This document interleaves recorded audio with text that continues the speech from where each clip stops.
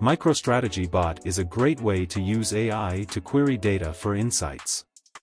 The Autobot has a beautiful interface with many useful features that improve user experience. But what if you want to build your own custom interface for this functionality with a technology or framework of your choice? In this video I will show you that it is possible with the recently introduced MicroStrategy REST APIs for chatbots. I will use a Python script run in a terminal command window, because, hey, some people like it simple, don't they? On this website you will find all the details about REST API endpoints that enable interactions with MicroStrategy chatbots.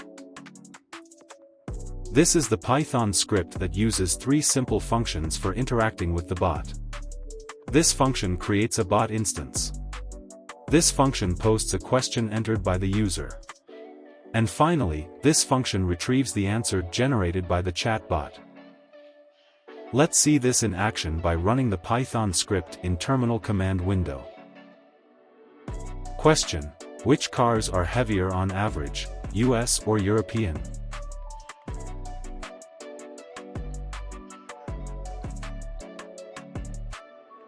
Apparently, American cars are heavier.